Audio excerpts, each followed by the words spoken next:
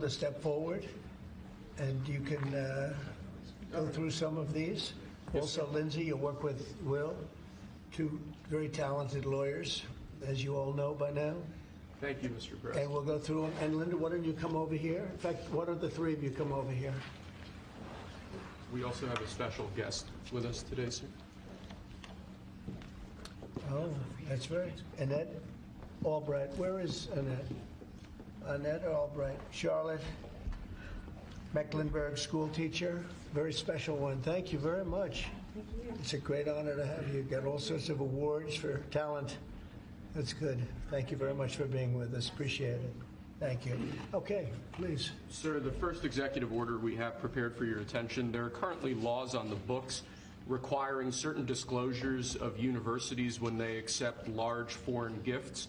We believe that certain universities, including, for example, Harvard, have routinely violated this law, and this law has not been effectively enforced. So this executive order charges your departments and agencies with enforcing the laws on the books with respect to foreign gifts to American universities. Okay, thank you. Thank you very much. We'll put it right here. Next for you, sir, university accreditation is currently a process controlled by a number of third-party organizations. That's by statute, by law. Many of those third-party accreditors have relied on sort of woke ideology to accredit universities instead of accrediting based on merit and performance. This executive order affects a number of changes to the university accreditation process, also applies to law schools and other sort of graduate programs. But the basic idea is to force accreditation to be focused on the merit and the actual results that these universities are providing, as opposed to how woke these universities have gotten.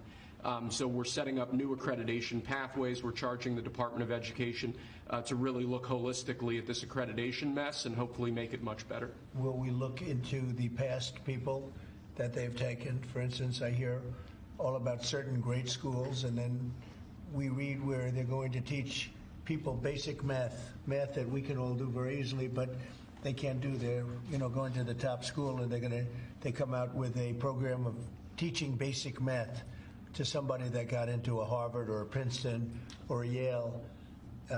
Is that part of this? When universities are not performing appropriately, whether that's in admissions or whether that's in their actual instructional activities, that's certainly something that accreditors should be considering, that right now we believe they're not doing a good enough job of, and I think Secretary McMahon could probably speak to that better than I could. So they're allowing people into school that can't do math, and yet kids who've worked really hard and number one in their class in a high school someplace in New Jersey or in Mississippi, they can't get into the best schools. What is that all about? Yeah, and I think that gets to your policy, sir, of meritocracy, that we should be looking at those who have real merit to get in, and we have to look harder at those universities that aren't enforcing that. Okay, thank you. And this pretty much does it, right?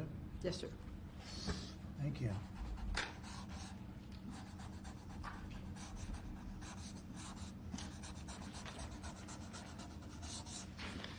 Okay.